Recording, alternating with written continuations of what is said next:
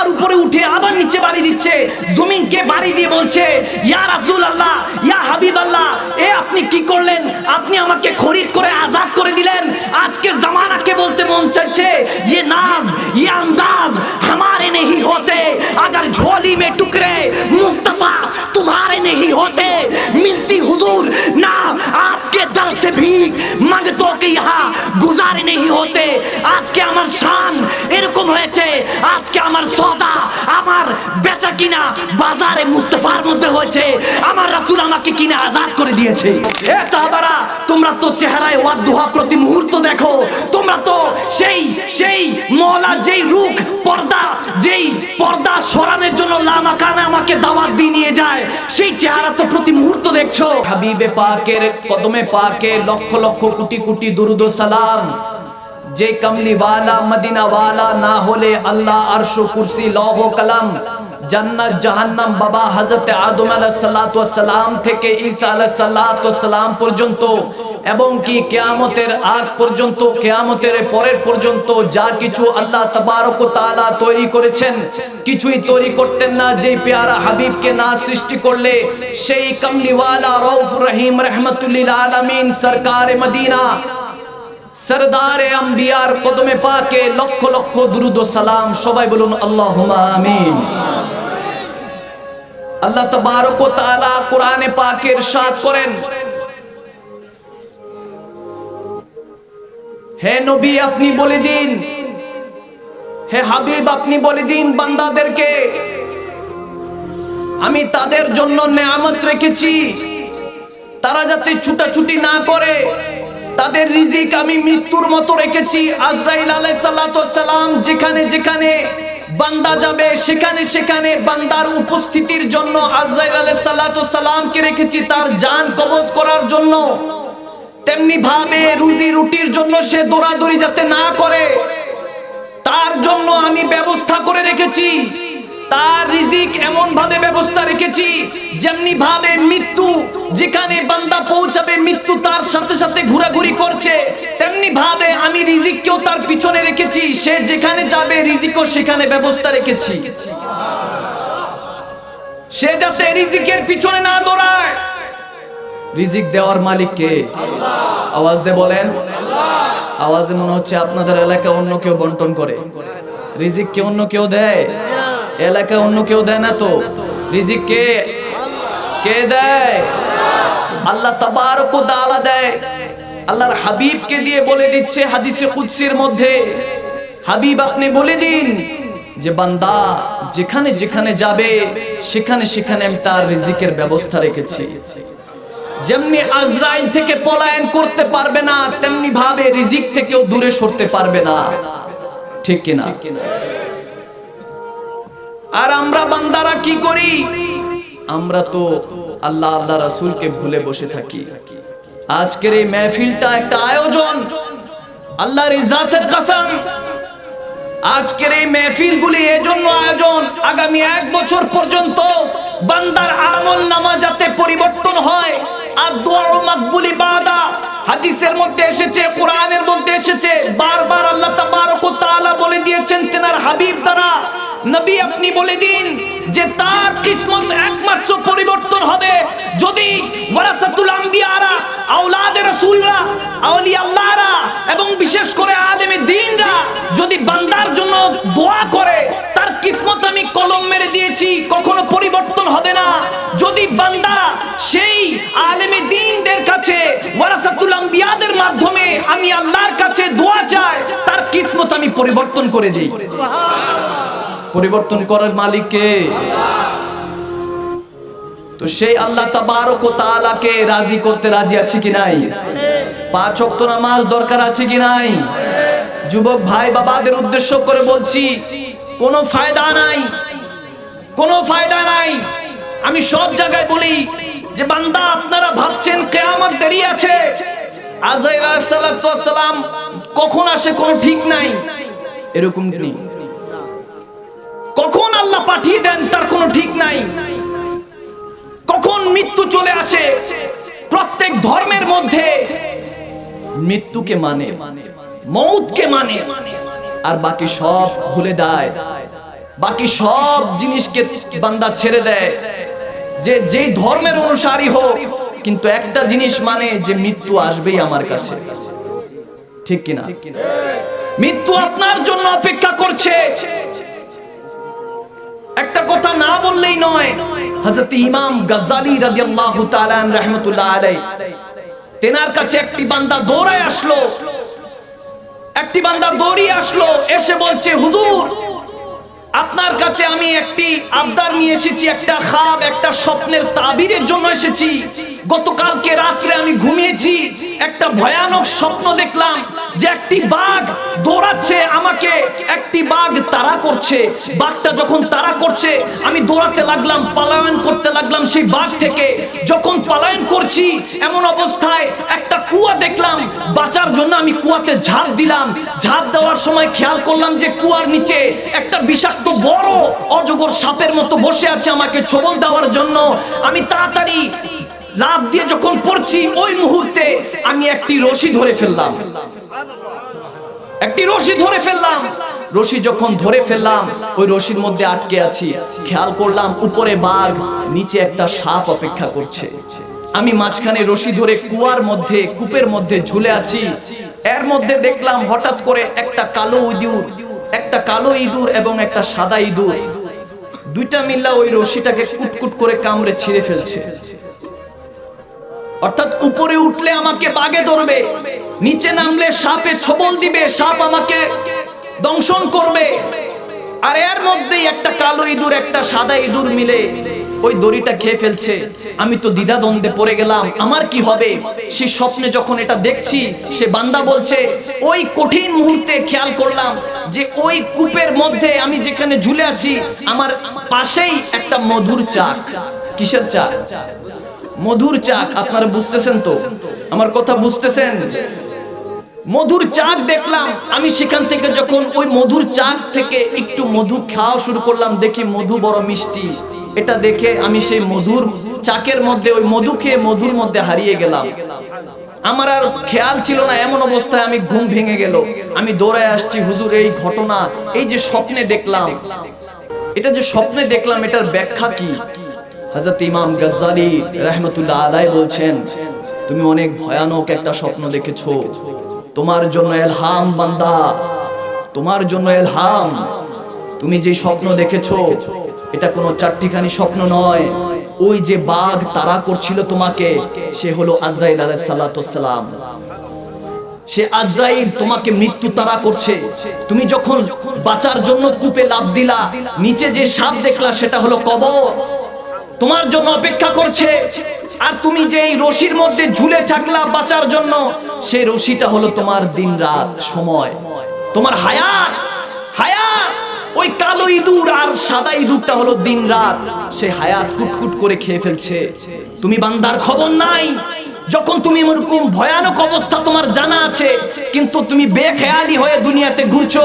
ওই দুনিয়া হলো যে মধুর চাক, খেয়ে তুমি ওই সমস্ত কিছু ভুলে গেলা যে বাঘ তাড়া করছে, নিচে সাপ তোমার জন্য অপেক্ষা করছে। বান্দা, তুমি সব ভুলে গেলা মধুর চাক পেয়ে।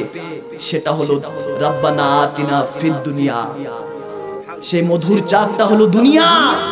দুনিয়ার এই সামান্য মধু খেয়ে তুমি সমস্ত কিছু ভুলে আছো, যে তোমার পিছনে মৃত্যু তাড়া করছে, তোমার সামনে কবর অপেক্ষা করছে। উঠো, আজকে থেকে শপথ করুন, এই জিন্দেগিটা আল্লাহ আল্লাহ রাসূলের জন্য কোরবান করে দিব। যেখানে আল্লাহ আল্লাহ রাসূলের কথা হবে না, তার সাথে সম্পর্ক রাখবো না। বান্দা উঠুন। কার জন্য মারা ফিরছেন? কার জন্য দারবাদার ঘুরছেন? কার জন্য পায়ের এই যে ঘামগুলো, রক্তগুলো, ঘাম ভেয়ে আপনি ঘাম বেয়ে আপনার পরিশ্রমের উপার্জনগুলো কার জন্য খরচ করছেন? কেউ আপন হবে না, কেউ থাকবে না। আমরা শুধু আপনাদের কাছে এগুলো নিয়ে আসি। এই বয়ানের জন্য বারবার আসবো না। আপনাদের পায়ে ধরে অনুরোধ করে যাই, বাবারা আমার, ভাইয়েরা আমার, এই জিন্দিগি নয়, অসমাপ্ত। যে জিন্দিগির কোনো শেষ নাই, সেই জিন্দিগির কথা বান্দা ভুলে কিসের নেশায়, কিসের আশায়, কিসের নেশায়, কি লাভ? বিভিন্ন ইন্টারনেট ফেসবুকে স্ট্যাটাস দিচ্ছেন, অমুক দাদা মারা গেছে, ভাই মারা গেছে, বাবা মারা গেছে। একদিন এই স্ট্যাটাস দেওয়ার কেউ থাকবে না। আপনার ফেসবুক অ্যাকাউন্ট, আপনার যেই সোশ্যাল মিডিয়াতে আপনি থাকেন, সেগুলো রয়ে যাবে। আপনি যেসব জিনিস দেখে খুশি হচ্ছেন বান্দা, ঘরের কেউ দেখে না, দরজা বন্ধ করে গুনাহ করেন, মনে রাখবেন একজন দেখছে সর্বদা, একজন দেখছে। নাহনু ইলাই আকরাবু মিন হাবলিল ওয়ারিদ। আল্লাহ তাবারক ওয়া তাআলা বলেন, আমি বান্দার শাহরাকের ঘাড়ের চাইতে নিকটে আছি। তিনি দেখছেন এবং বলেন, মুমিন যদি হও, আন-নাবিয়্যু আওলা বিল মুমিনিনা মিন আনফুসিহিম, আমার নবী মুমিনদের জানের চাইতে নিকটে আছেন। রাসূল দেখছেন, কবরে গেলে প্রথম শাম আপনার পরীক্ষা, মুস্তাফার চেহারা থেকে পর্দা উঠায় দেখানো হবে। বলবে, মুস্তাফাকে সামনে বসিয়ে মুনকার নাকির প্রশ্ন করবে, রাসূলকে মুস্তাফাকে কি চেহারা দেখাবেন? সেই কবরে আপনার এই গুনাহগার চেহারা কিভাবে দেখাবেন? ইয়া রাসূলুল্লাহ, যে দুনিয়াতে থাকতে তো আপনারই উম্মত ছিলাম, ইয়া রাসূলুল্লাহ, ইয়া হাবিবাল্লাহ বলতেন, আল্লাহ বলে আল্লাহর দরবারে কাঁদতেন। কবরে গেলে এই চেহারা নিয়ে কিভাবে দেখাবেন? যদি মুস্তাফা আমার রাসূল একবার বলে, লা আদরি, চিনি না এই বান্দাকে, এই উম্মতকে, তাহলে আপনার হাসর কি হবে? আপনার হাসর কি হবে? উঠুন, বারবার বলছি, উঠুন, জীবনটাকে পরিবর্তন করার জন্য উঠুন। এই আজকে মেহফিলে বসেছেন যে হুজুররা কোরআন সুন্নাহ থেকে আলোচনা করবে, কিছু হেদায়েতের জন্য, কিছু হেদায়েতের জন্য ভালো লাগছে, হুজুরদেরকে দেখে ভালো লাগছে না, আমরা বারবার আসবো না, এই মেহফিল বারবার সাজানো হবে না। এখান থেকে প্রতিজ্ঞা করে যান, আল্লাহর 5 ওয়াক্ত নামাজ মৃত্যু হয়ে যাবে কিন্তু কাজা করব না। রাজি আছেন? দুই হাত তুলে তো বলুন না, রাজি আছেন? আজকে আমার এক বাবা বলতেছে, অমুক একজন 8 কোটি টাকা 10 কোটি টাকা খরচ করে মসজিদ বানিয়েছে। আমি বললাম, মসজিদ বানাইছে, মুসল্লি কয়জন? কোটি কোটি টাকা দিয়ে মসজিদ বানানো হচ্ছে কি হচ্ছে না? আওয়াজ দিয়ে বলেন না। শুধু মসজিদ হলে হবে না, বান্দা প্রতি নামাজের সেজদা, এটা কোনো চারটিখানি কথা নয়। এই সেজদা আল্লাহর অনুগত্যর স্বীকারোক্তি করা হয়। আপনি আল্লাহর কতটুকু খাস হচ্ছেন সেটার জন্য আপনাকে প্রস্তুতি নাও। এই 5 ওয়াক্ত নামাজের জারিয়া করে দিয়েছে। এই জারিয়াটা করে দিয়েছেন কে? আওয়াজ দিয়ে বলেন না কে? শুনো, আশিক রাসূল এত বড় পরিচয় নিয়ে ঘুরছেন যে আমরা আশিক রাসূল, আমরা আল্লাহর বান্দা, এত বড় পরিচয় বহন করছেন। এই পরিচয় আপনার কবরের নাজাতের উসিলা হয়ে যাবে। এগুলো ঠিক করেন। এই ঠিক না করলে আল্লাহ তাবারক ওয়া তাআলার পক্ষ থেকে কোনো রহমত আপনাদের জন্য নাজিল হবে না।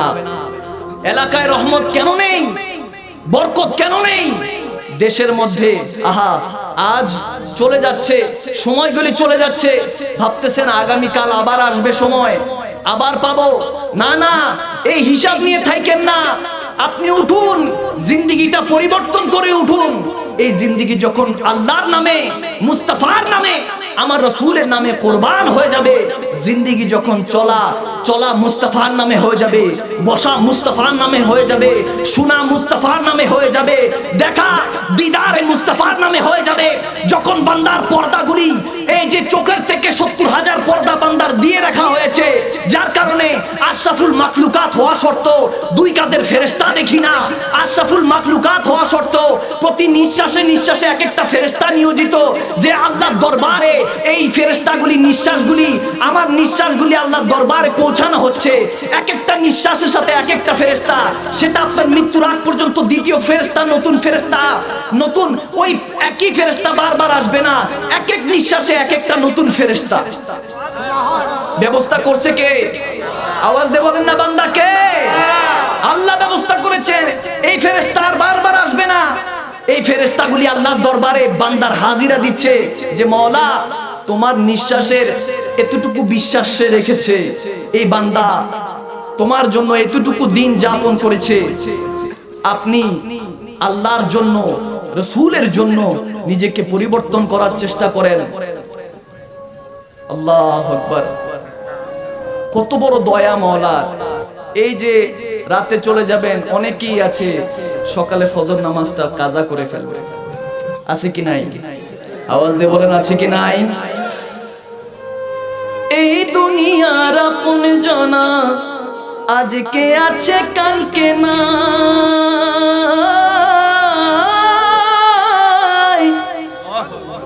এই দুনিয়ার আপন জনা আজকে আছে কালকে নাই। দয়ার নবী মায়ার নবী আপনা সদায়, দয়া নবী মায়ার নবী আপনা সদা। এমন আপনা যিনি যার নাই উপমা, যে জন হবে আপনা সেই তো মদিনা। সুবহানাল্লাহ বলবেন না? মহব্বতে বলুন না ইয়া রাসূলুল্লাহ। আমার রসুল দেখতে পান কি পান না? আওয়াজ দিয়ে বলেন না পান কি পান না? আপনাদের এই যে গঙ্গা নগরে আমার রসুলের নজর আছে কি নাই? নজর আছে কি নাই? রসুলকে ক্ষমতা দিয়েছেন কে? আওয়াজ দিয়ে বলুন কে? এখন আল্লাহ দিলে যদি মোল্লা উল্টা পাল্টা বলে, আপনারা আল্লাহ শুনবেন না মোল্লার শুনবেন? আওয়াজ দিয়ে বলেন না বান্দা কার শুনবেন? আল্লাহর না মোল্লার? আওয়াজে মনে হয় মোল্লাদেরটা শুনবেন। কার শুনবেন? কার শুনবেন? যে জন হবে আপনা সেই তো মদিনা। কার লাগিয়া কান্দরে মন, কার লাগিয়া বান্দো, কেউ তো তোমার আপন হবে না না না না। যে জন হবে আপনা সেই তো মদিনা। চিল্লা বলেন সুবহানাল্লাহ। কার জন্য? আহা, আজকে মরেন, মরতে দেরি হবে না, নামটা পরিবর্তন হয়ে যাবে, বলবে লাশ। লাশ বলবে, লাশ বলবে, লাশটাকে তাড়াতাড়ি গন্ধ বের হচ্ছে, তাড়াতাড়ি কবর দাও। আপনার রক্ত যার জন্য এত কিছু করতেন। আহ বান্দা, আমার মুস্তাফা বলে উম্মত ভয় পাইস না। যখন আজরাইল জান নিয়ে টানাটানি করবে, শয়তান ঈমান নিয়ে টানাটানি করবে, আমি মুস্তাফা তখনও তোর সাথে আছি। যদি আমি রাসূলকে অতটুকু ভালোবাসিস, আমি মুস্তাফা ওই মউতের সময় আছি। কবরে যখন মুনকার নাকির প্রশ্ন করবে, আমি রাসূল তখনও আছি। হাসরে যখন এক একজন তোর আমলনামা থেকে চিনি নিতে চাইবে, আপনার বাবা আপনার মা বলবে 9 মাস 10 দিন 10 মাস 10 দিন, আপনার বাবা বলবে তোমাকে লালন পালন করে বড় করেছি। এরকম আপনার সন্তান, আপনার স্ত্রী যখন আপনার আমলনামা থেকে নিতে চাইবে, আমার রাসূল পিছন দিক দিয়ে ডাক দিয়ে বলবে উম্মত ভয় পাইস না, মউতের বিছানায় ছিলাম, তোর কবরে ছিলাম, হাসরে আছি, জান্নাতেও থাকবো। সে রাসূলের গোলাম হতে রাজি আছে কি নাই? মুস্তাফার গোলাম হয়ে যান। আল্লাহর ইজ্জতের কসম, আল্লাহ আপনাকে বান্দা থেকে বন্ধু বানিয়ে নেবে। উঠুন মুস্তাফার জন্য, চলুন মুস্তাফার নামে, শুনুন মুস্তাফার জন্য, দেখুন মুস্তাফার দিদারের আশায়, ঘুমাতে যান মুস্তাফার দিদারের আশায়। আহা সুবহানাল্লাহ। এক ব্যক্তি হযরত জুনায়েদ বাগদাদির কাছে এসেছে, ইয়া শেখ আপনার কাছে এসেছি, আমি একটু স্বপ্নে রাসূলুল্লাহর দিদার চাই। সুবহানাল্লাহ, আল্লাহু আকবার বলেন না। আমরা এই মনে এই খেয়াল আমরা করি কিনা? যদি স্বপ্নে রাসূল দেখা দেয়, খুশি নাকি বেরাজ হবেন? নারাজ হবেন না খুশি হবেন? হযরত জুনায়েদ বাগদাদি বলছেন, যাও বাবা, আগামী কালকে আসো, আমার সাথে রাতের খাবার খাবা। সুবহানাল্লাহ বলুন। রাতের খাবার খাবা। এখন রাতের খাবার যখন হযরত জুনায়েদ বাগদাদি ডাক দিলেন, ঠিক আছে, এখন ওই সেই আল্লাহর বান্দা রাসূলের উম্মত, সেই মুরিদ হযরত জুনায়েদ বাগদাদির সেই শাগরিদ, সে যখন খেতে বসলো, প্রত্যেক তরকারির মধ্যে লবণ বেশি দেওয়া। হযরত জুনায়েদ বাগদাদি সেই প্রত্যেকটা তরকারির মধ্যে লবণ বেশি দিয়ে দিলেন। যখন খাবার খেলেন, এখন তো সেই বান্দা, সেই উম্মত, এখন তার পানির পিপাসা লেগেছে। লবণ বেশি খাইলে পানির পিপাসা লাগে না? আপনাদের লাগেনি? আওয়াজ দিয়ে বলেন না লাগে। যখন সেই বান্দা পানির পিপাসায় ছটফট করছে, হযরত জুনায়েদ বাগদাদি বলছে, আজকে রাতে আর পানি খাওয়া যাবে না। পীর মুর্শিদ শেখদের এটাই হলো খেলা। আল্লাহ আল্লাহ রাসূলের মহব্বতে কিভাবে বান্দাকে ফেলা যায়, ঠিক কিনা? এখন তো পীরের নামে রমরমা জমজমাট ব্যবসা চলছে, এগুলো করা যাবে না। ভণ্ড থেকে সাবধান, আল্লাহ হেদায়েত দান করুক, আমিন বলেন। তো আমি যেটা বলছিলাম ভাইয়েরা আমার, বাবারা আমার, সেই ব্যক্তি যখন পানি না পান করে হযরত জুনায়েদ বাগদাদি থেকে ওখান থেকে জায়গা থেকে প্রস্থান করে বাসায় গেল। এখন তো রাতে পিপাসা, কিন্তু শেখ তো বলেছেন পানি পান করা যাবে না। ওস্তাদ বলেছেন কি করা যায়? এই পানির জন্য ছটপট করতে করতে যখন ঘুমালো, ঘুম থেকে ফজরের সময় লাফায় উঠলো, নামাজ আদায় করে হযরত জুনায়েদ বাগদাদির কদমে গেল। বললো, ইয়া শেখ, আপনার কাছে চাইলাম যে আল্লাহ রসুলের যদি দিদার পাই। আমি তো এটা কি দেখলাম? বলে, কি দেখছো? বলে, স্বপ্নের মধ্যে খালি দেখছি সমুদ্র আর সমুদ্র, পানি আর পানি। বলতেছে, তাই নাকি? বলতেছে, হ্যাঁ। বলে, পানি তোমাকে আমি লবণ দিয়ে তরকারি খাওয়াইছি, এজন্য তুমি স্বপ্নে অর্থাৎ পানির পিপাসা যখন ছটফট করছো, ঘুমানোর সময় যখন ঘুমিয়ে পড়েছো, ওই পিপাসা, পানির পিপাসা নিয়ে তুমি ঘুমিয়েছো বান্দা, এজন্য তোমার স্বপ্নে শুধু সমুদ্র আর পানি ছাড়া কিছু দেখো নাই। যদি আমার মুস্তাফার দিদারের পিপাসা নিয়ে ঘুমাতা, তাহলে স্বপ্নে যদি সমুদ্র আসতে পারে, নদী আসতে পারে, পানি আসতে পারে, আমার মুস্তাফা তাশরিফ আনতে পারে, বেগানা উম্মতকে দিদার দিয়ে বান্দা থেকে আল্লাহর বন্ধু বানাইতে পারে। আল্লাহু আকবার বলেন।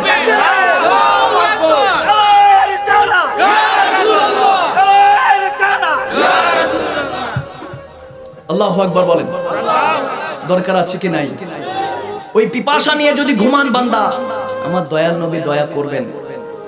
কারণ রাহমাতুল লিল আলামিন আমার নবীকে বানাইছেন কে?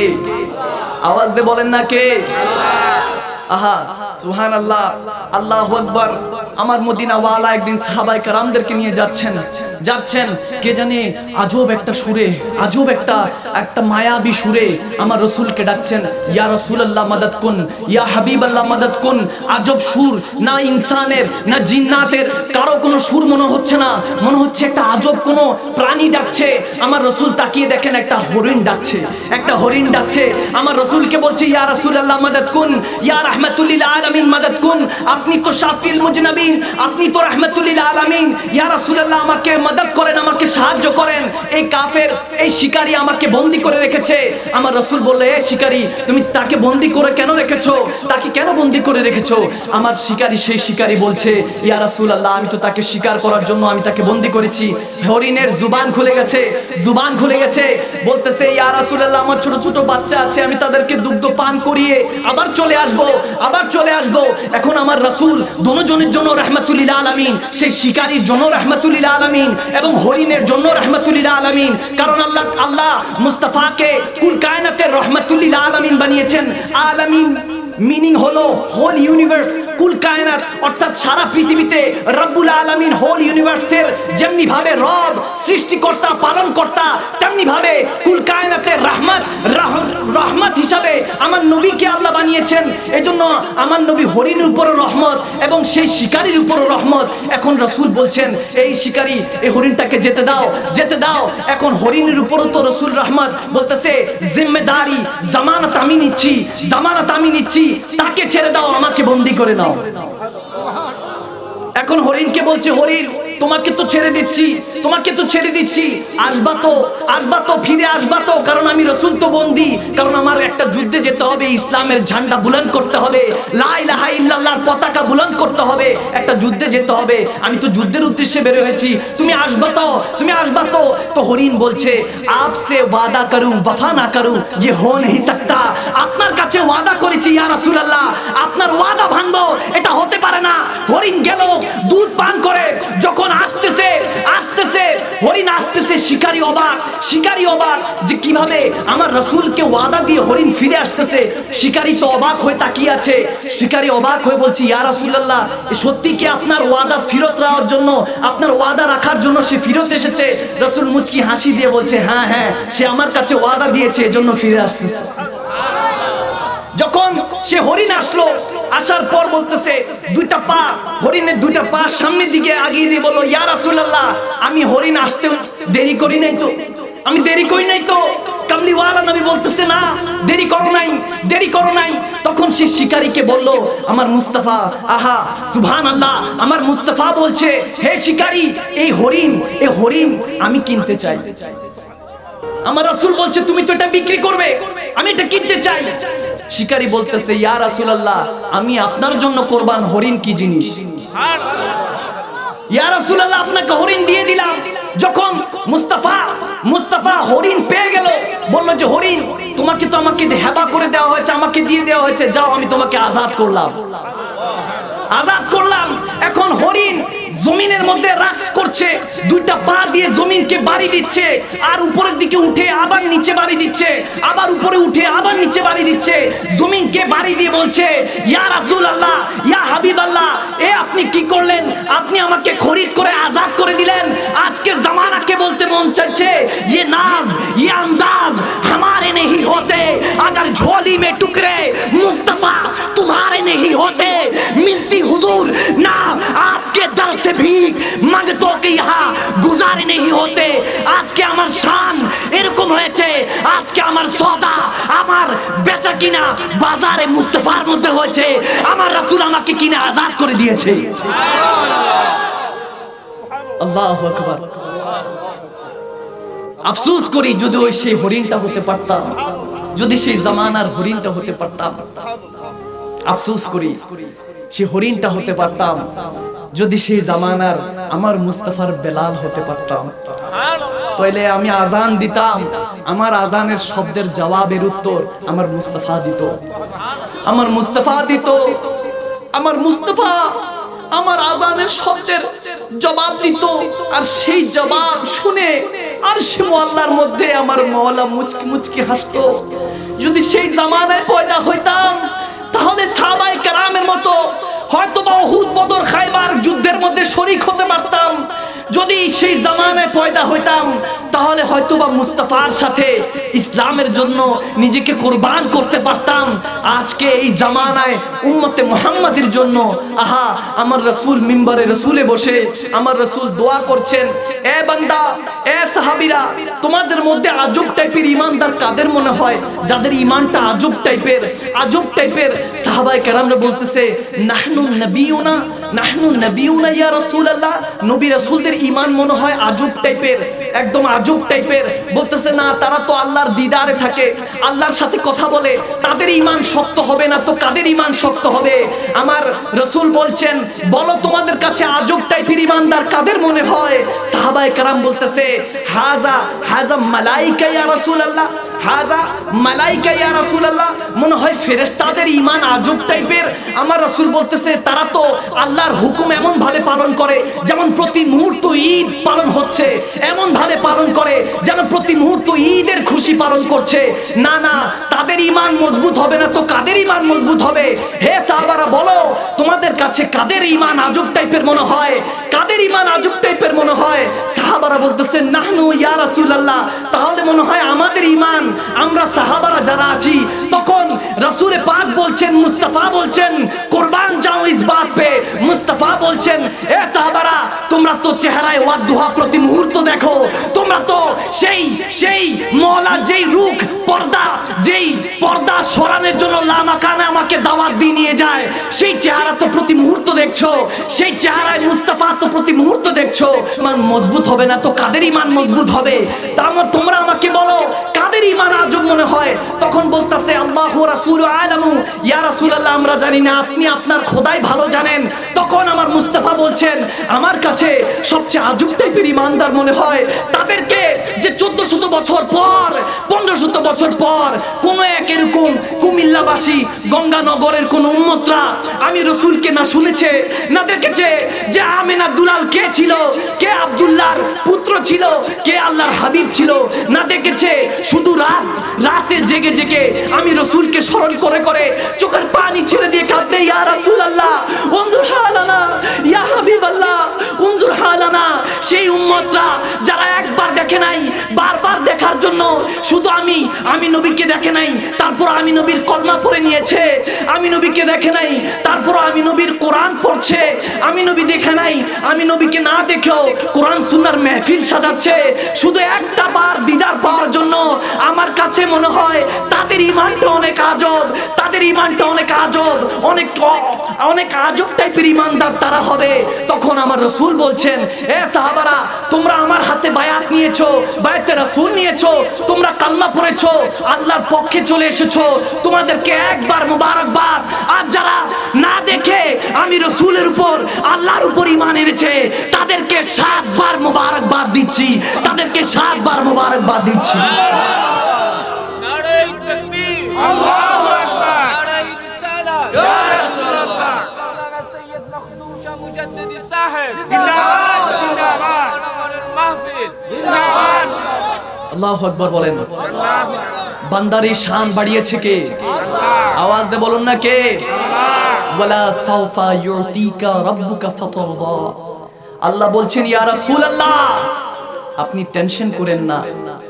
মেরাজে যখন আল্লাহর হাবিব গিয়েছিলেন, সামনে রজব মাস আসতেছে, যখন গিয়েছিলেন আল্লাহর দরবারে, আল্লাহ বলেন দুনিয়া থেকে আসছেন, কিছু হাদিয়া দেন, কিছু তোহফা দেন, কিছু হাদিয়া দেন। লেনা দেনা করা সুন্নত, হাদিয়া নেওয়া দেওয়া করে কি সুন্নাত। বলতেছে দুনিয়া থেকে এসেছেন, কিছু দেন। আমার মুস্তাফা, আমার রাসূল মুচকি হেসে বলতেছেন, আল্লাহ সমস্ত কিছুই তো আপনার, আপনাকে কি দিব? সুবহানাল্লাহ বলবেন না? আর একটু আস্তে বলেন, আর একটু আস্তে বলেন। ইয়া হাবিবাল্লাহ, আপনি দুনিয়া থেকে এসেছেন, কিছু তো দেন, কিছু তো দেন। এখন চাইছে কে? দিবে কে? আল্লাহর হাবিব। চাইছে আল্লাহ, দিবে রাসূলুল্লাহ। সুবহানাল্লাহ বলেন। চাইছে কে? দিবে কে? এখন সবকিছুর মালিক তো তুমি আল্লাহ, আমি কিভাবে দেই? এখন চাইছো যিনি, জানেন তো মুস্তাফার কাছে কি আছে। এমন একটা জিনিস আছে যেটা শুধু রাসূলই দিতে পারবে। আল্লাহু আকবার বলেন। কি দিবেন? আত্তাহিয়াতু লিল্লাহি ওয়াস সালাওয়াত। আমার রাসূল বলতেছে, আল্লাহ তুমি আমার কাছে একটা কিছু চাইছো, আপনি যে চাইছেন, আপনি আল্লাহকে এমন জিনিস দিব যেটা আপনি আল্লাহও দিতে পারবেন না। সুবহানাল্লাহ বলেন না? প্রেমের খেলা চলছে, ইশকের খেলা। রাসূল করলেন কি? আত্তাহিয়াতু লিল্লাহি ওয়াস সালাওয়াত। আমার রাসূল আল্লাহকে একটা সিজদা দিলেন। আল্লাহু আকবার বলেন। একটা সিজদা দিলেন। আমার আল্লাহ মুচকি হেসে বলে, হ্যাঁ হ্যাঁ, এই জিনিস আমি আল্লাহর দেওয়ার ক্ষমতা নাই, কারণ আমার তো আল্লাহ নাই, আমার তো খোদা নাই। প্রমাণ করলেন আজও এই মেরাজ রজনীতে, আবারও প্রমাণ করলেন আপনি হাবিবে কিবরিয়া, আপনি একমাত্র আমার হাবিব, এছাড়া আর কেউ হতে পারে না। তো সেই নবীর উম্মত আমরা নি, আমরা কিনা বলেন না? তো সেই নবীর উম্মত হয়ে খুশি নাকি মেরাজ? আল্লাহু আকবার। দেখেন আল্লাহর লীলা খেলা। মুস্তাফা আপনি সিজদা দিয়েছেন, জান এই যে আপনি তোহফা দিয়েছেন, আমাকে উপহার দিয়েছেন সিজদা, যেটা আমি আল্লাহও দিতে পারবো না, এই সিজদাটাই আপনার উম্মতকে দিয়ে দিলাম। যান 50 ওয়াক্ত নিয়ে যান, কমতে কমতে কয় ওয়াক্ত? কয় ওয়াক্ত বলেন না? 5 ওয়াক্ত। এখন 5 ওয়াক্ত পড়লে কয় ওয়াক্তর সওয়াব? আওয়াজ দিয়ে বলেন না, কয় ওয়াক্তর সওয়াব? আমি তো দেখি সেই এক সিজদার সওয়াব। আল্লাহু আকবার বলেন। সে এক সিজদার সওয়াব দিয়ে দিয়েছে বান্দা। তখন কি বলল? যে আপনার বান্দাদের জন্য মুসা কালিমুল্লাহর যুগে 34 রাকাত ওয়াক্ত নামাজ ছিল। কয় ওয়াক্ত? 34 ওয়াক্ত, প্রতি ওয়াক্ত 2 রাকাত করে। হযরত ঈসা রূহুল্লাহর জামানায় ছিল 27 ওয়াক্ত নামাজ ফরজ। কয় ওয়াক্ত? 27 ওয়াক্ত। আমার নবীর ক্ষেত্রে এসে কয় ওয়াক্ত হইল? 5 ওয়াক্ত। আমার নবীর ক্ষেত্রে 5 ওয়াক্ত। মুসা কালিমুল্লাহ, ঈসা রূহুল্লাহ, হযরত দাউদ আলাইহিস সালাম, ইয়াকুব আলাইহিস সালাম, ইউনুস আলাইহিস সালাম, ইব্রাহিম আলাইহিস সালাম, ইসমাঈল আলাইহিস সালাম, ইউসুফ আলাইহিস সালাম যত নবী পয়গম্বর আল্লাহ পাঠালেন 1,24,000 বা 2,36,000 যত নবী রাসূল পাঠাইলেন সবার নামাজ 2 রাকাত করেছিল 2 রাকাত করেছিল। আমার নবী আমার আকা আমার মুস্তাফা কখনো 2 রাকাত পড়েছেন, কখনো 4 রাকাত পড়েছেন, কখনো 3 রাকাত পড়েছেন। আল্লাহ বললে এটাই সিস্টেম হয়ে যাবে বান্দা। রাসূল আপনি যা পড়বেন তাই সুন্নাত। এখন কি হলো, সাহাবারা তো দেখে সেজদা দিত মূর্তি, লাত মান্নত উজ্জার, কাবার মধ্যে মূর্তি সাজিয়ে রেখেছে। এখন দেখে বিশ্বাসী আমরা খোদা। এখন বলেন বান্দা বান্দা আপনি না দেখে খোদাকে সেজদা দেন। কেউ তো একজন ছিল যে দেখে দেখে সেজদা দিত, দেখে দেখে সেজদা দিত, তার নাম হলো আমাদের মুস্তাফা সাল্লাল্লাহু আলাইহি ওয়াসাল্লাম। দেখে দেখে সেজদা দিত। সাহাবায়ে কেরামদেরকে জিজ্ঞেস করলেন, হে সাহাবারা তোমরা কি আল্লাহকে দেখো? বলে ইয়া রাসূলুল্লাহ দেখি না। আপনি দেখেন তো সেটাই হয়ে গেছে।